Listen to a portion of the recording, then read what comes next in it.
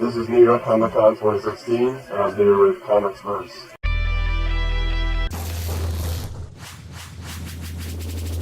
Hey everybody, welcome back to Artist Alley at the 2016 New York Comic Con. Brian Del Pozo once again, and I'm here with Jamal Igle. Jamal, how you doing? I'm doing well. How are you? I'm good. So we're counting down the home stretch. It's Sunday afternoon. How's your con been for these 4 days? Exhausting.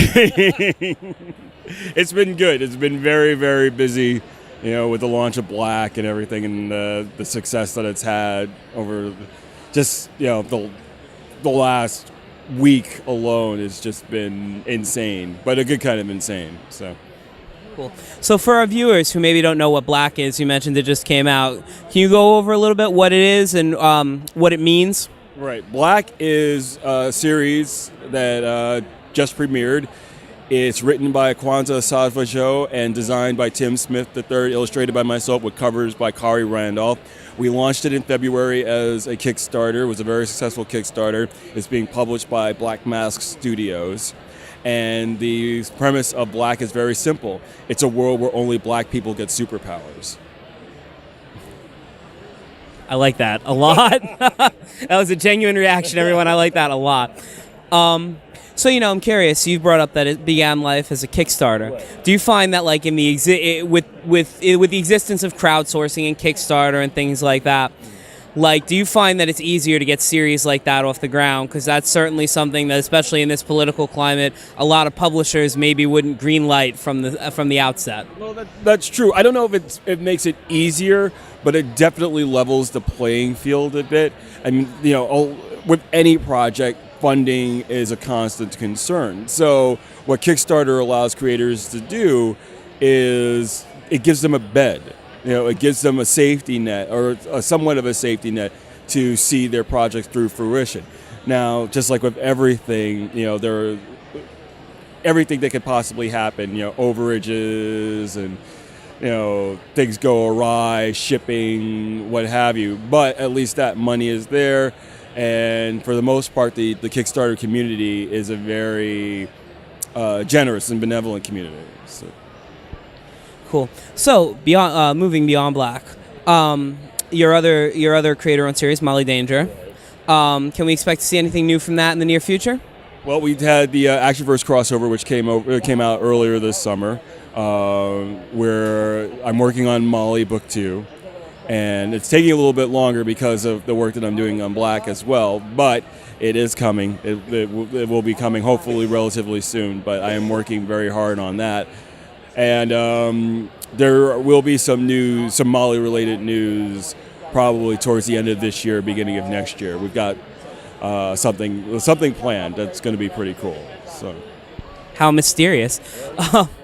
Okay, just so then moving on really quick, I just had a question because, there's obviously so many fans here. Comic-Con has grown so large as this major pop culture entity that's beyond comics. And right now, a character that you're relatively closely associated with, Supergirl, is kind of having a moment in the sun. The series was successful on CBS last year, moving to the CW. Have you noticed a uptick in interest in your work on Supergirl and in the character since the series premiered? An uptick in interest and a lot. It's just a bit of validation for what Sterling Gates and I were doing on the series.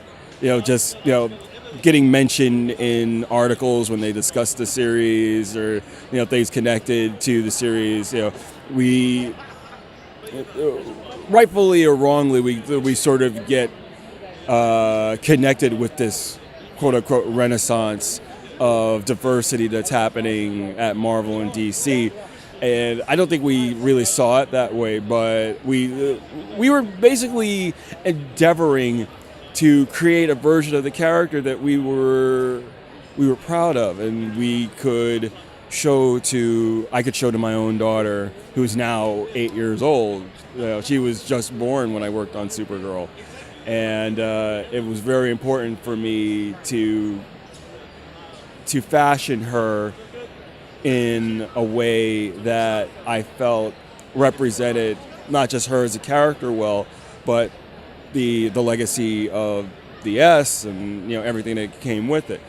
So like for example, I'll go toot our horn a little bit. And there was a story that came out from the Hollywood Reporter this week that named Supergirl, our run on Supergirl is one of the top 100 comic book runs of all time, which does a lot for my ego. I try not to take that kind of stuff to my head, but it's nice. It's nice to be validated. It's nice to see elements of what we did influencing the show so heavily. So. Well, from me, I agree with that ranking, so take that for what it's worth.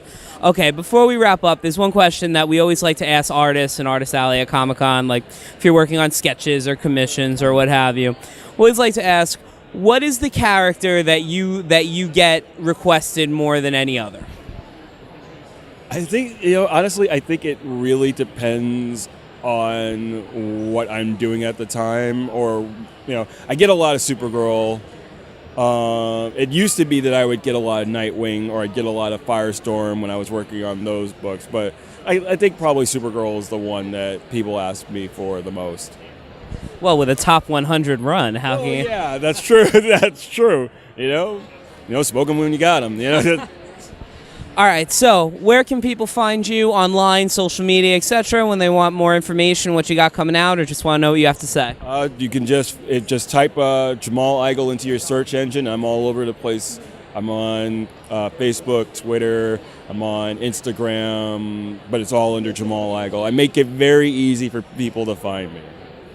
Well, that's awesome. Thank you so much for your time. No problem. Thank you. And thank you, viewers, for watching. I'm Brian Del Pozo. You can find us at ComicsVerse on Twitter, at ComicsVerse on Instagram, at ComicsVerse on Facebook. You noticing a pattern yet? ComicsVerse.com. Find us there. See you later.